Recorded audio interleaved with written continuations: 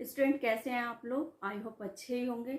जैसा कि मैंने पहले भी बताया था कि हमारे शैक्षिक तकनीकी के प्रकार चल रहे थे और वो हमारे कंप्लीट हो गए थे। उनमें भी हमारे शैक्षिक तकनीकी का जो फोर्थ प्रकार था, जो कि इंस्ट्रक्शनल डिज़ाइन था, और उसमें उसे अनुदेशन प्रारूप कहते हैं हिंदी में, और आईडी उसका शॉर्ट नेम है। तो उसी के हम प्रकार चल रहे थे। उसके अंदर जो आते थे, तो उसमें मैंने आपको 3 बताए थे। उसमें पहला हमारा कंप्लीट हो गया था, जो कि प्रशिक्षण मनोविज्ञान प्रारूप था। ट्रेनिंग साइकोलॉजी डिज़ाइन वो हमारा हो चुका था। और सेकंड हमारा स्टार्ट करना था आज, जो कि संप्रेषण नियंत्रण प्रारूप है। तो उसी के बारे में हम आज देखेंगे। चलिए देखते हैं। हम अपना टॉपिक शुरू करने से पहले सबसे पहले मैं ये कहना चाहूँगी, जो लोग मेरे चैनल पे नए हैं, पहली बार आए हैं, वो लोग मेरे चैनल को सब्सक्राइब कर दें। स्टूडेंट, मैंने आपको अनुदेशन प्रारूप के प्रकार बता दिए थे अभी, जो कि प्रशिक्षण मनोविज्ञान प्रारूप है, दूसरा संप्रेषण नियंत्रण प्रारूप है, और तीसरा प्रणाली उपागम है। तो इसमें हमारा फर्स्ट हो चुका था, जो कि प्रशिक्षण मनोविज्ञान प्रारूप है, ये हो चुका था। और अब हमारा सेकंड है, जो कि संप्रेषण नियंत्रण प्रारूप है, जैसे कि साइबरनेटिक डिज़ाइन के नाम से जाना जाता है।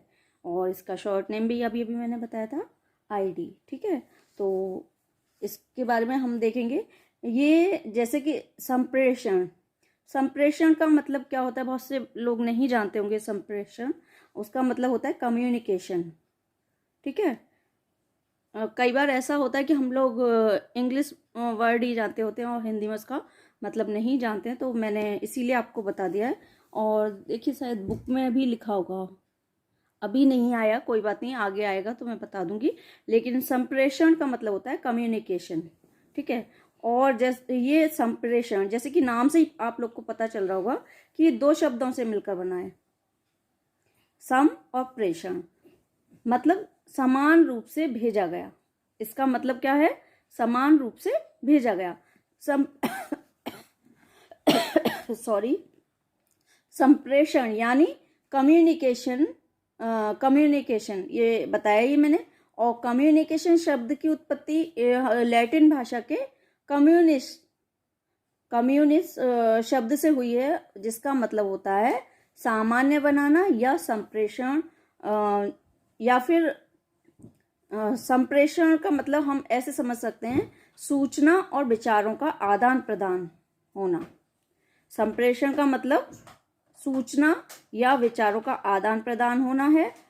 मतलब हम कह सकते हैं कि संप्रेषण के द्वारा व्यक्ति अपनी बातों को, विचारों को और अभिव्यक्ति को एक दूसरे तक पहुंचाते हैं। संप्रेषण का मतलब आप लोग ऐसे समझ लीजिए कि इसके द्वारा सूचना और विचारों का आदान प्रदान होता है और एक व्यक्ति दूसरे व्यक्ति तक अपने विचारों को, बातों को और अभिव्यक्ति को पहुंचाते हैं।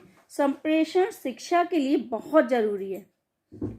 देखिए, संप्रेषण के बिना कम्युनिकेशन नहीं होगा तो कैसे शिक्षा को आगे बढ़ाया जाएगा, है ना? तो शिक्षा के लिए ये बहुत जरूरी है। एक तरह से ये शिक्षा की रीढ़ की हड्डी कही जा सकती है। इसके बिना शिक्षा का कोई अस्तित्व ही नहीं है ना? संप्रेषण से मतलब एक व्यक्ति के विचारों और शक्तियों से दूसरे व्यक्ति को परिचित कराने से है। मतलब हम कैसे बताएंगे कि हमारे अंदर क्या क्वालिटी है, या क्या हमारी सोच है, या क्या हम किसी से कहना चाहते हैं, तो वो संप्रेषण के द्वारा ही होगा ना। तो हम ऐसे कह सकते हैं कि संप्रेषण से मतलब एक व्यक्ति के विचारों, शक्तियों से दूसरे व्यक्ति को परिचित कराने से। संप्रेषण विचार विमर्श करने का एक साधन है, जिसकी हेल्प से व्यक्ति व्यवस्थित और तर्कसम्मत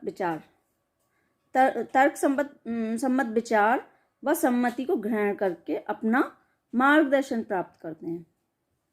ठीक है, ये एक उद्देश्यपूर्ण प्रक्रिया है। इसमें सूचनाओं और विचारों का संप्रेषण, ग्रहण करना लिखित मौखिक संकेतों के माध्यम से होता है।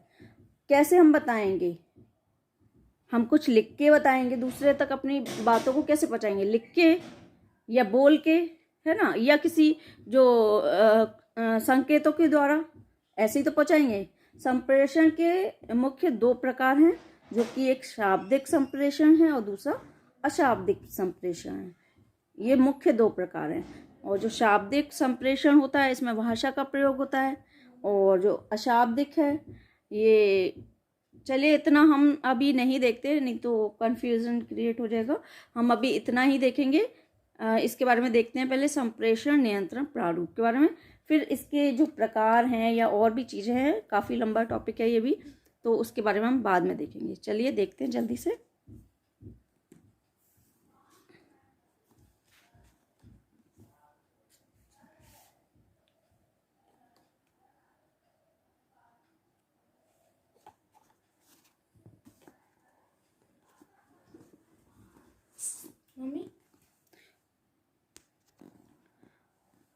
संप्रेषण नियंत्रण प्रारूप, साइबरनेटिक डिज़ाइन।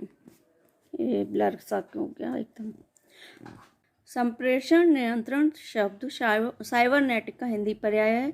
साइबरनेटिक्स ग्रीक भाषा के काइबरनेट से निकला है, जिसका अर्थ है पायलट या प्रशासक। गवर्नर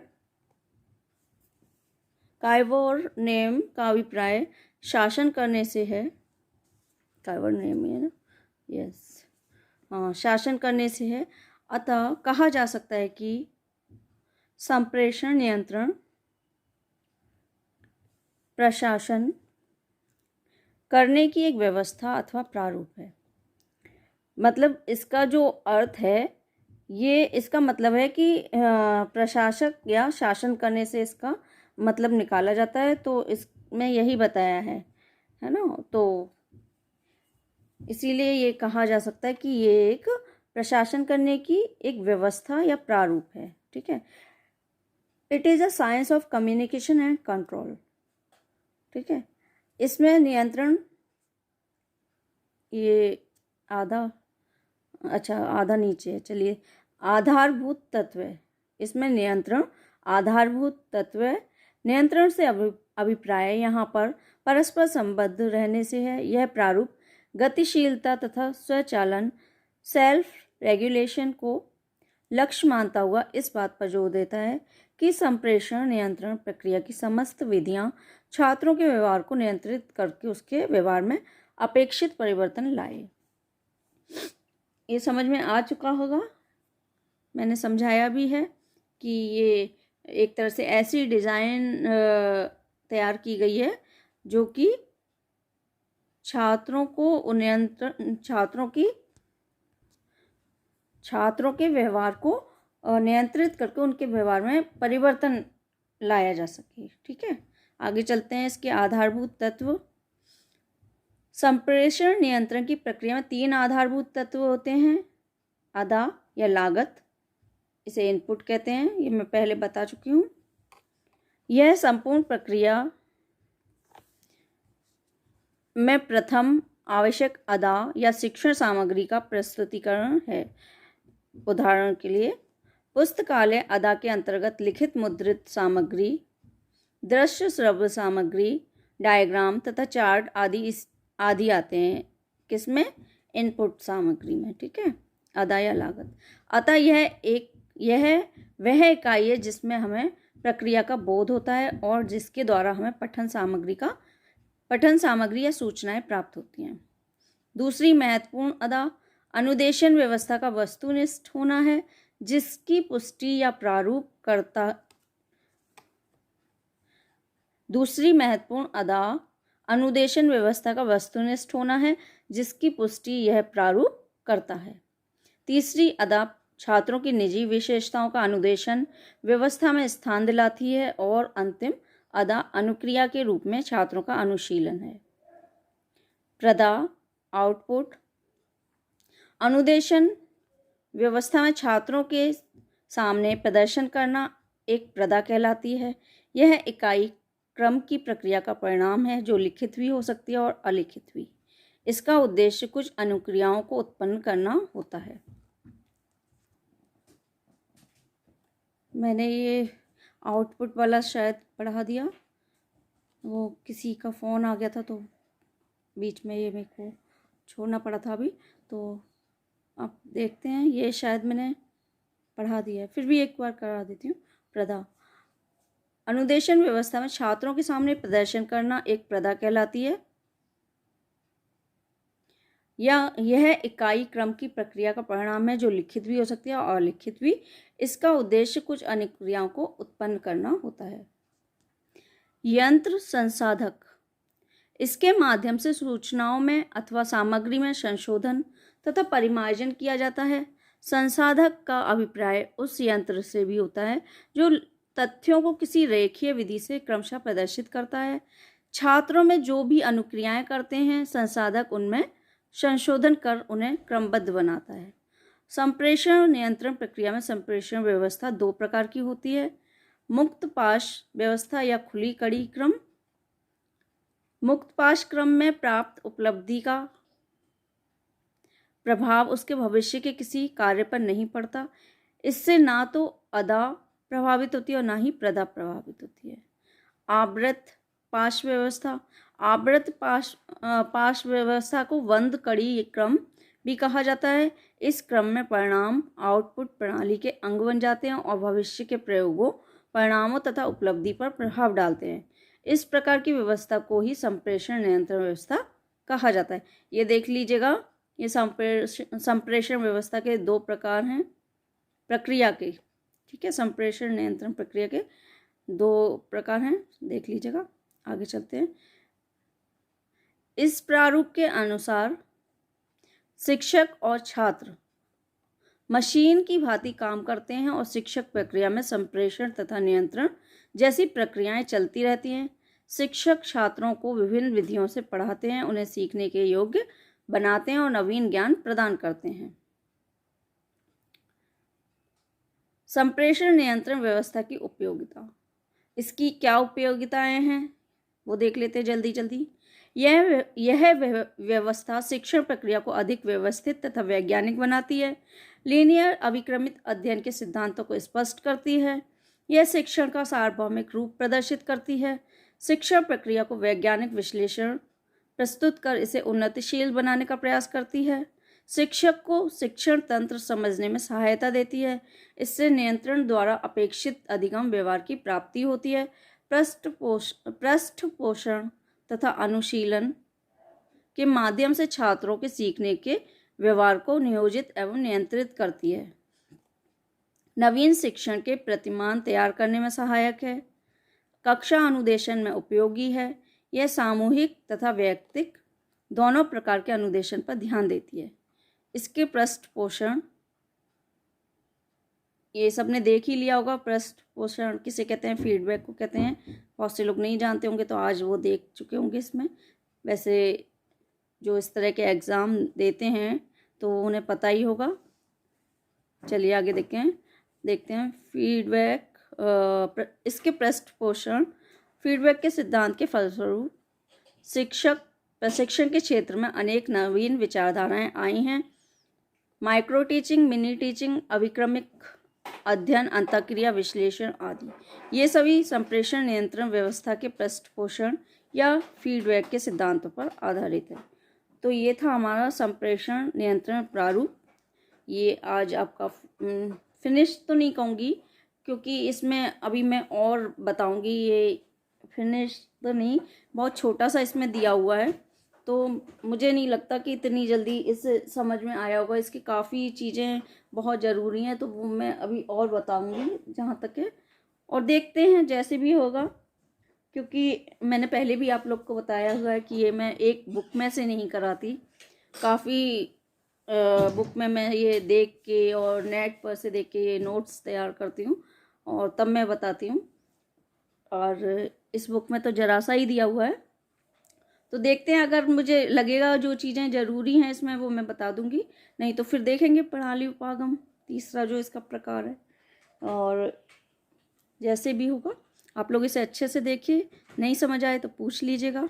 तो स्टूडेंट, ये हमारा अनुदेशन प्रारूप के प्रकार जो हमारे चल रहे थे उसमें हमारे दो कंप्लीट तो नहीं बोलूँगी क्योंकि बुक में जितना दिया है वो मैंने करा दिया है। सेकंड वाला जो है ये संप्रेषण नियंत्रण प्रारूप या साइबरनेटिक डिज़ाइन, इसमें इतना ही दिया है, लेकिन मैं अभी और चीज़ें इसमें मुझे ज़रूरी लग रही हैं तो मैं देखती हूँ, अगर वो मेरा तैयार हो गया तो वो करा दूंगी, नहीं तो मैं थर्ड वाला जो है इसका प्रणाली उपागम वो करा दूंगी। देखते हैं जैसे भी है।